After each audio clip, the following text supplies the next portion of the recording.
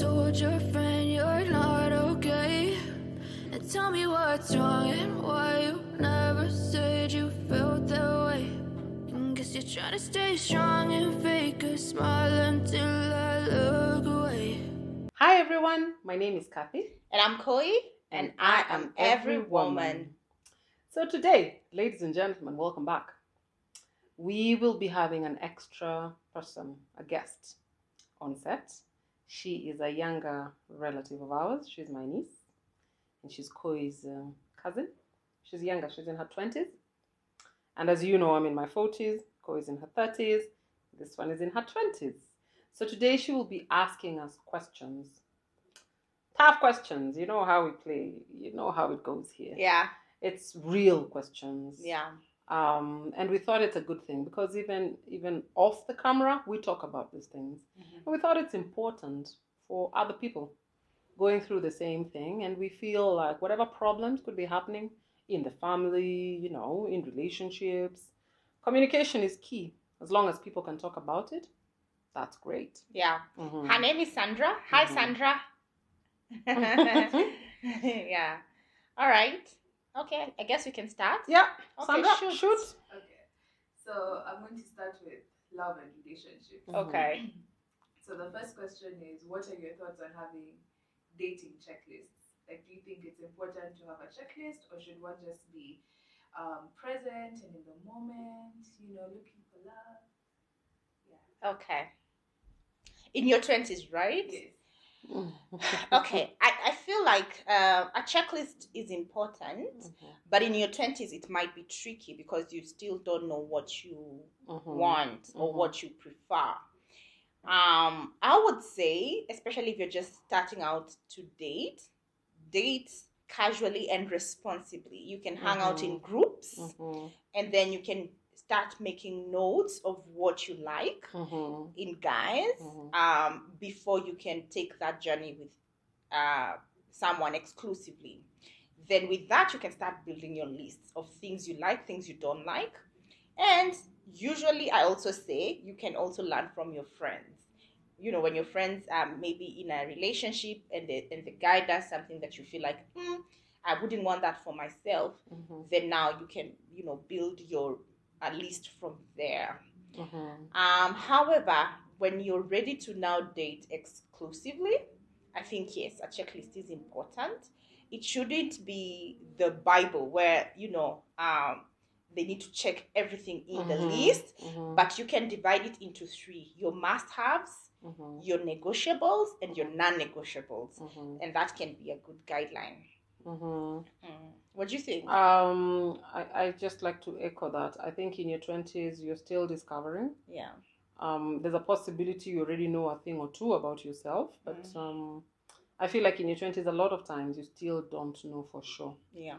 So it's important that you hang out with people, like you said, date responsibly, but not seriously, until you know what really works for you. Yeah. And then make sure it's experiential. It's an experiment. So you listen to yourself, you listen to your feelings, and then you see what truly works for you. Yeah. Yeah. So is a checklist important? Yes, but after you've done a little bit of work there. Yeah. Okay. The next is in regards to age gaps.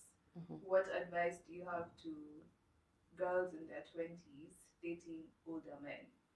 There's A, for money, like sugar daddies. Okay.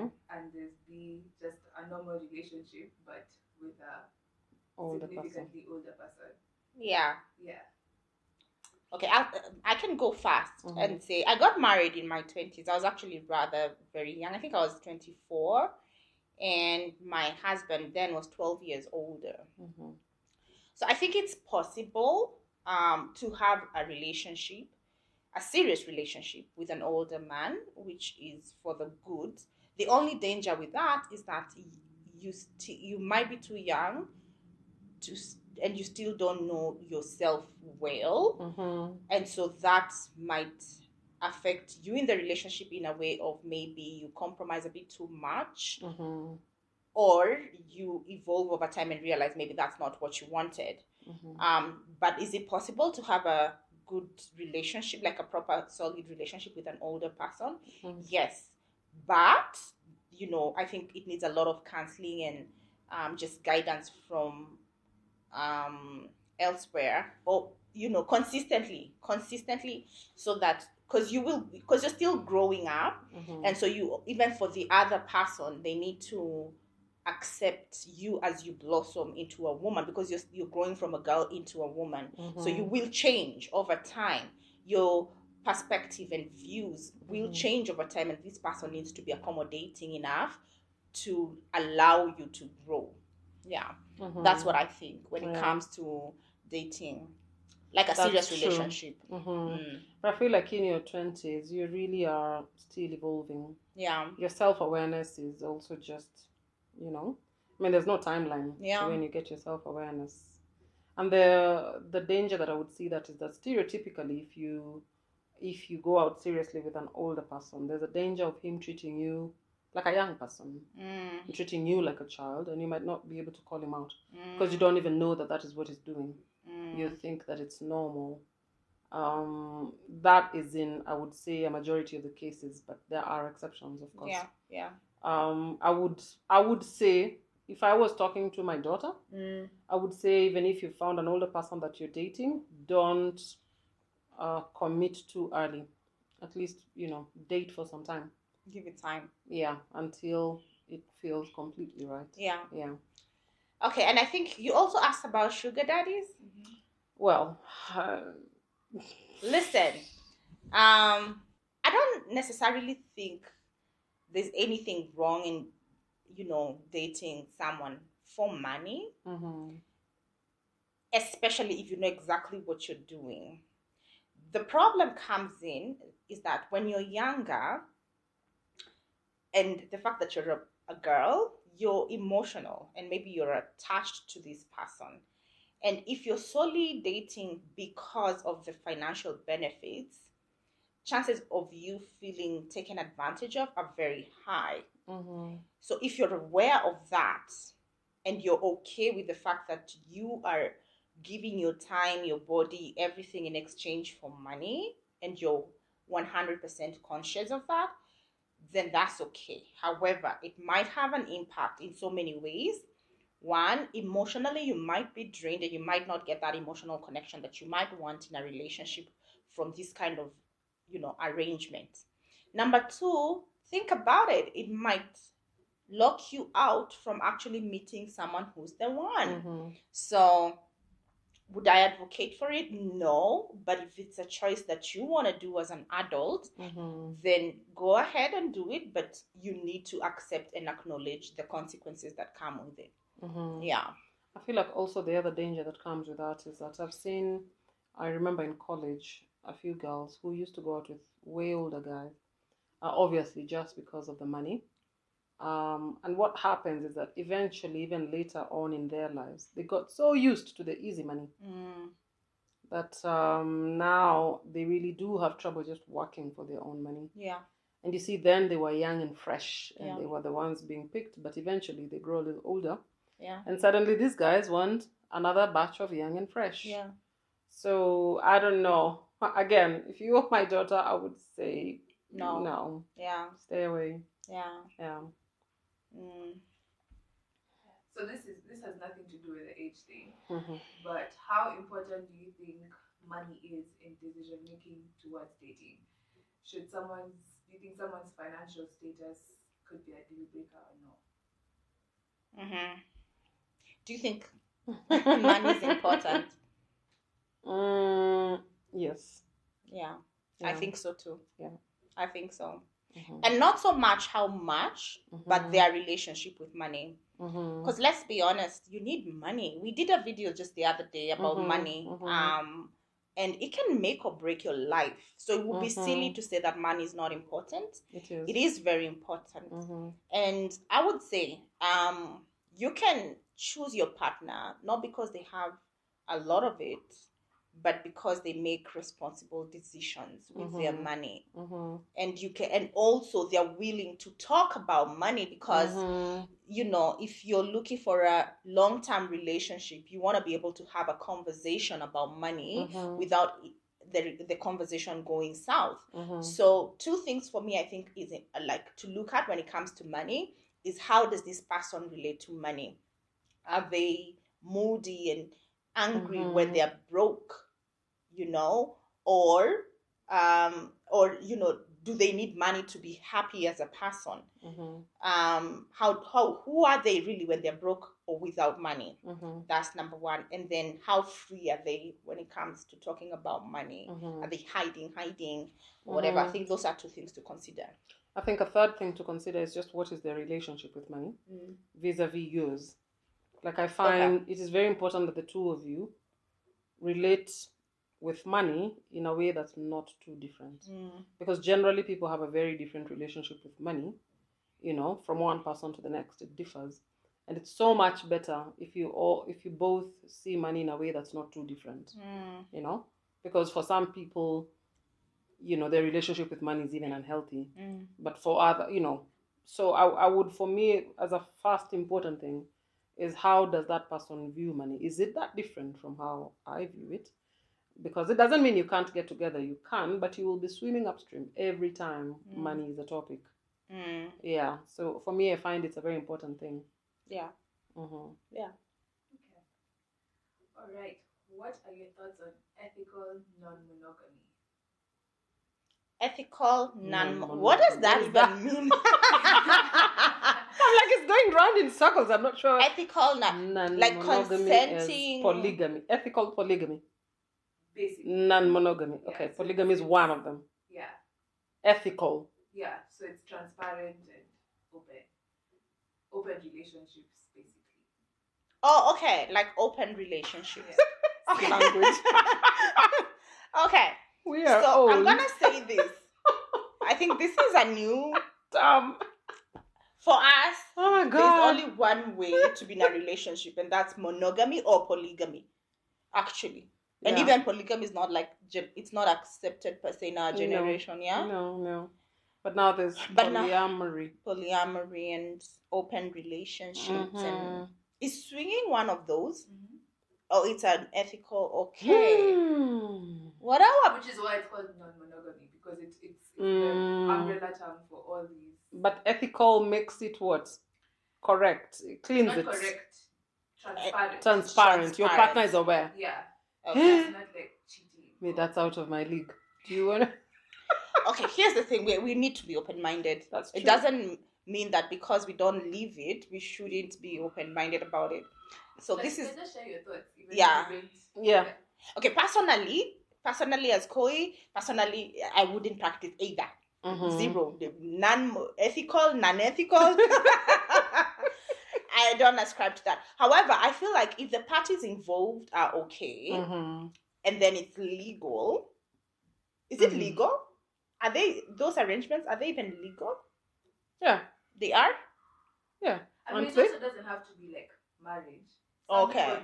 In fact, a lot of people don't even want to. People concurrently as falling under that. Okay. Okay. But then as long as everybody. Yeah. It's on board. I mean, everybody's aware. Okay. And you're okay with it.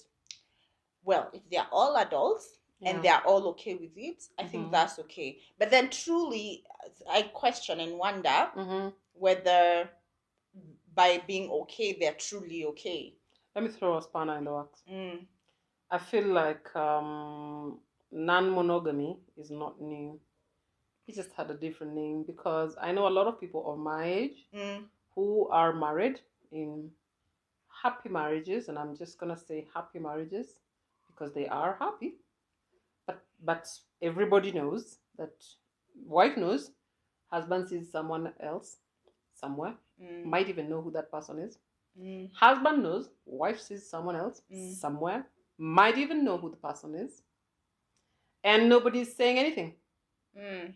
So we know, but we don't know. So we close our eyes to it. If you ask me, that's just another form of ethical non-monogamy. Okay, I guess the difference is that here, this generation, the younger Gen Zs, they are very open about it. Yes, they are open about it. Yeah. Yeah. My only question is then how do you protect your feelings of jealousy? Like, how do you work on your feelings of jealousy? Or there's no jealousy? You close your eyes. You pretend you're not seeing. That is, I mean, well, if you're the kind to be jealous, then it's like Okay. Yeah. Wow. I see women saying, I chose my peace. Yeah, peace, but that's like peace. Peace. But choosing your peace means closing your eyes and looking the other way. It means not dealing with your emotions. Yeah. You've tried that and it's not working. Okay. I hope we answered your questions. I don't know whether you understood our thoughts. I asked for your thoughts. I think so. Okay, next question. Formal marriage or life partners? Hey, formal marriage or life? Generation I know they have so many options. This thing of partner, it's. But it's liberating. Growing. It's liberating. Yeah, it's true. Especially if you've gone through divorce, you don't want to do that again with the law. No, me, I want to get married, and I've been divorced before. I'm not so sure about life partnership. But then, if it's someone that you love very much, but then you know why you wouldn't want to be tied to them legally, then life partnership. I think I'm okay with either one of them. But I think that marriage is a beautiful thing that I feel like you should experience at least once in your lifetime. What do you think is the unique beauty about formal marriage that's like you wouldn't be experiencing with your life partner? Like, what's the Yeah, good question. That's a very good question. There's nothing really. Marriage is a piece of paper and a lot of money wasted on a one-day event. But it really is just a piece of paper. I think the minute you're not getting along with this person, you're not getting along. And if you break up and go through divorce, it's worse. It's a lot of work than just breaking up. But if you were just partners and you broke up, I don't know. I feel like it might be a bold and strange thing for people of our generation.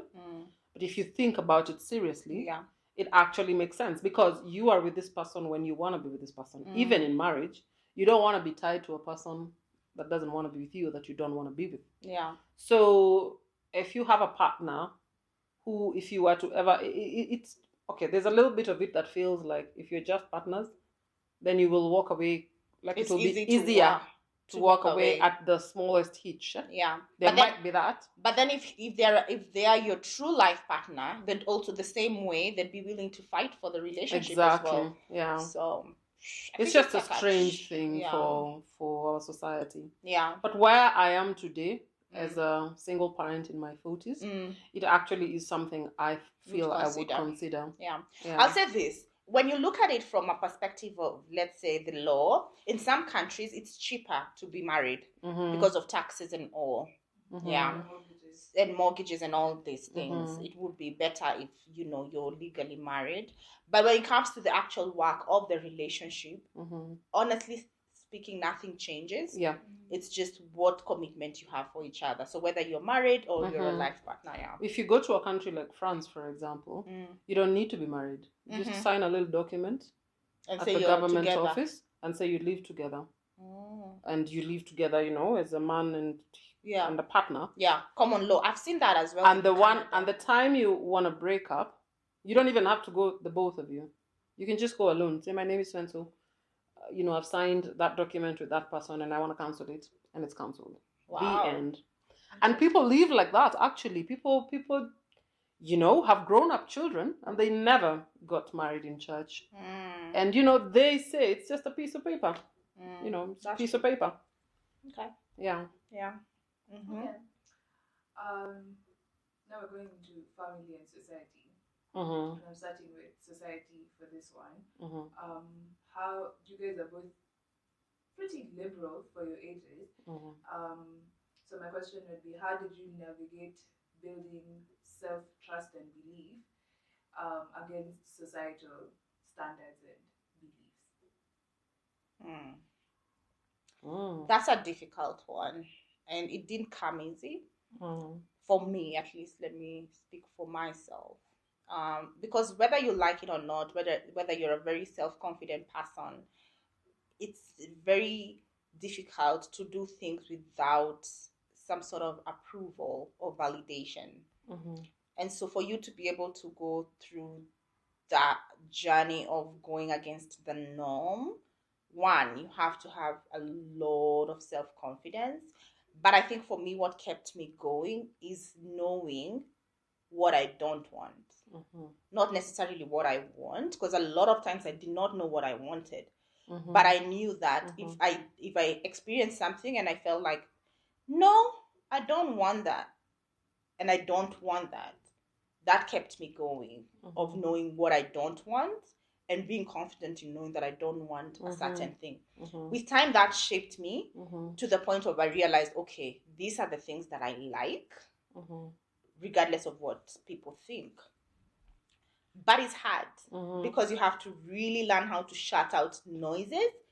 You have to be okay and get used to the discomfort of losing people around you because they might not be necessarily supportive. But then you also have to find one or two people who think like you to draw strength from. So I think that for me is what worked. Well, for me, I'd like to say it wasn't as hard.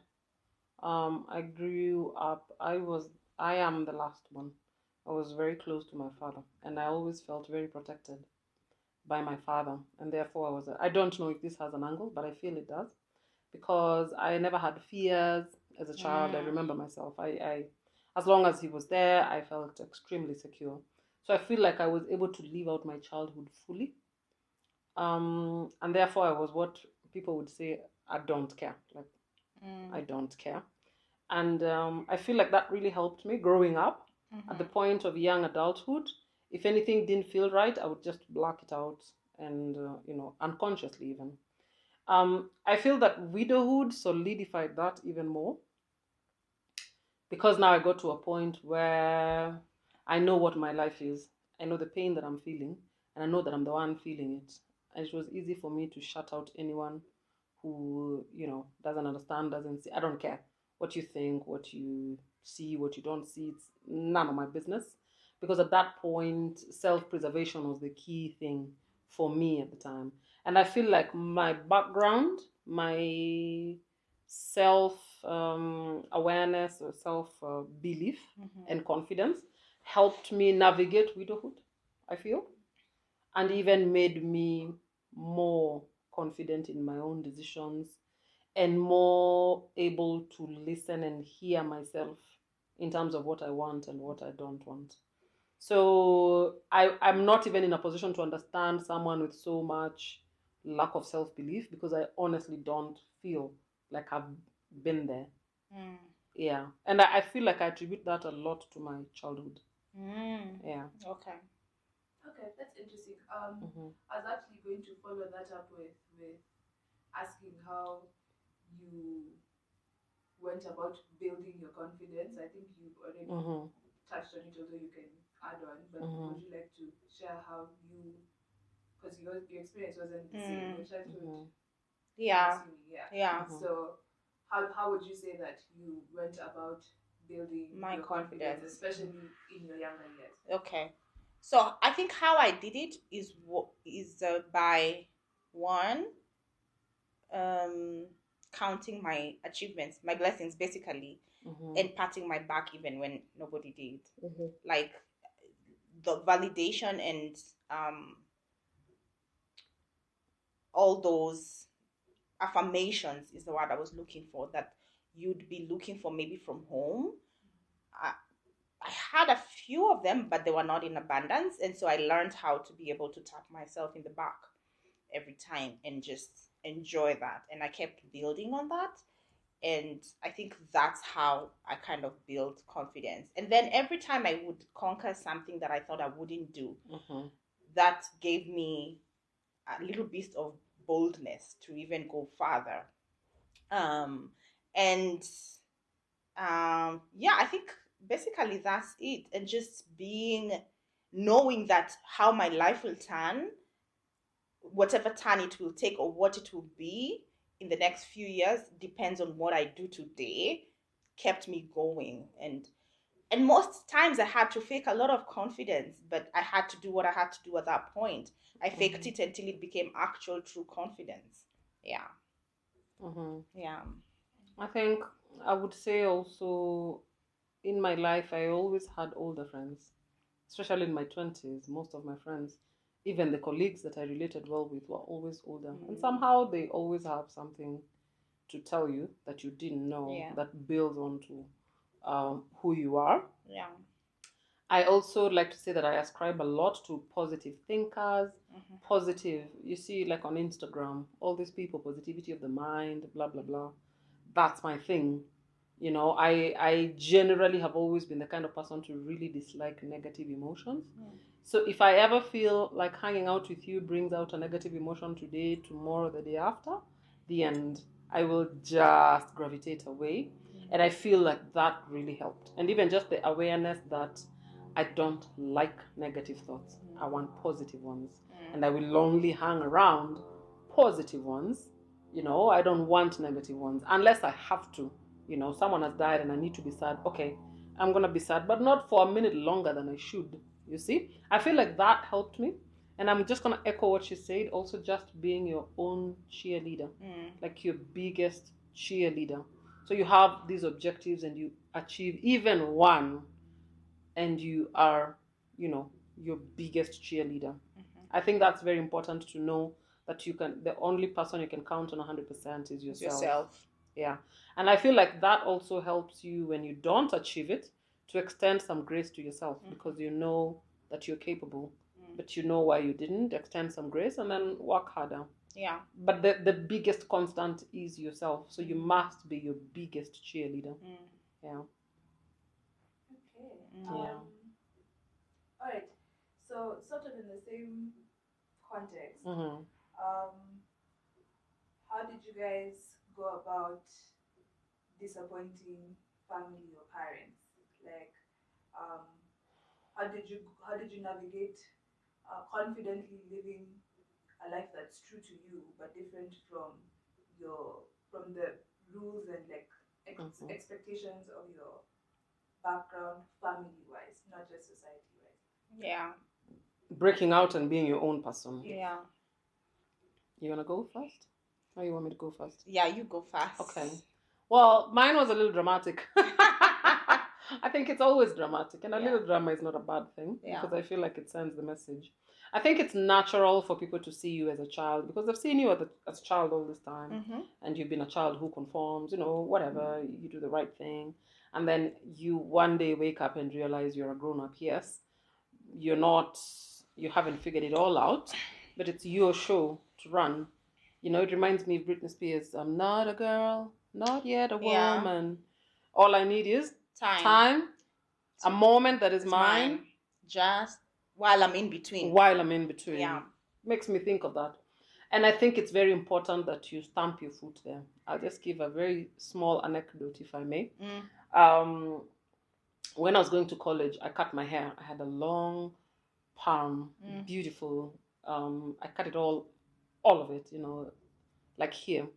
And I loved it. It was just my expression. It was just me saying, I'm going to do what I want to do. Yeah. And I'm in college now. Like, it's a step, one leg out. I'm walking into my adulting. And I maintain short hair. And then one time I decided I'm going to put dreadlocks. Now, listen, I'm in my 40s now. In my day, dreadlocks is not what you guys are doing now. It was a bad thing. Yeah. It was for bad people. Yeah. And there were very few salons that do locks. Otherwise, there was just some very windy guys under trees who were putting Coca-Cola on your hair to make your locks. Oh yeah, someone has poured Coca-Cola on my head. Like the soda? Yes. Oh my God. For dreadlocks, all manner of things. We didn't have the wax, the thing you guys use. We didn't have interlocking. Forget it. We didn't have any such thing. So I decided I'm going to do that. And I made the mistake of just mentioning it. And there were such violent reactions. How can you do that? You know, it smells. What are the neighbors going to say? And And I thought, wait, you guys think you can control my hair? Are you serious? No, you cannot. You think it's going to be bad? You can kick me out. Okay. Tomorrow, You went and put dreadlocks. Do what you do when you get the most angry. Let's see. It was an act of defiance. It was necessary just to break out and say, I am my own person. Yes, you can advise me. But in the end, my decision is mine, and the bare minimum that you can give me is my respect. Yeah. Let me be. I have not picked up a habit that will kill me. It will not kill someone else. It's just my hair, and it's natural hair. I'm not even like putting things that might affect my health. Yeah. See? So I put the locks, and I feel like that message was very loud and very clear. Yeah. That I am from today henceforth Yeah. my own person. I'm not saying I'm not a member of the family. Yeah. I am. And I didn't abscond my duties as a family member. No. Yeah.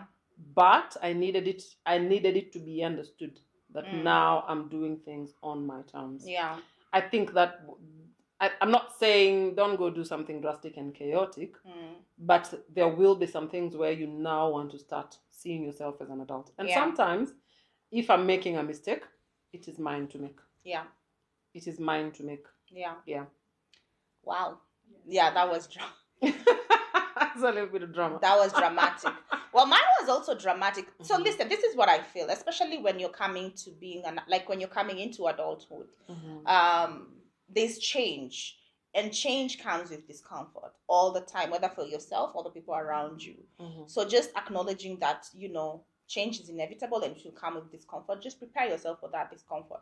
But it's easier said than done. I think for me, if I can really think about it and look at the turning point, was when I was just in my final year of high school, about to join my final year of high school. So I was in Form 3 and I got expelled from school. And my family members thought that was the end of my life.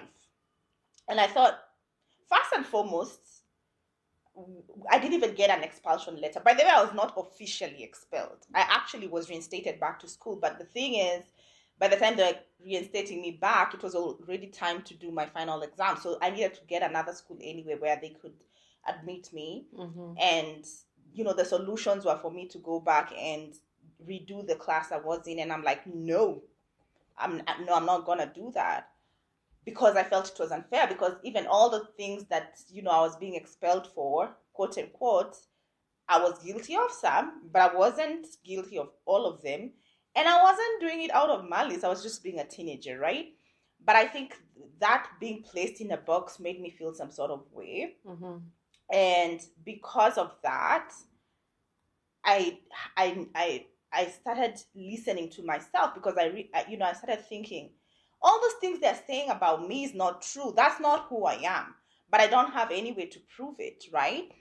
But to be very honest, my mother then was still alive. God, rest her soul in peace. She had a candid conversation with me, and she asked me, what do you want? I said, I just want to go to school and finish my exams, and I know I can do it. She said, okay, fine.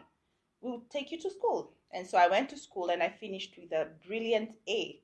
And at that point I realized, all these boxes don't matter to me. All that matters is who I am.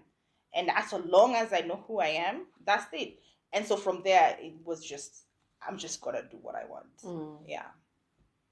Okay. Still in the theme of family, how would you say you have been able to establish boundaries with money in the family context? Yeah. As you fade away.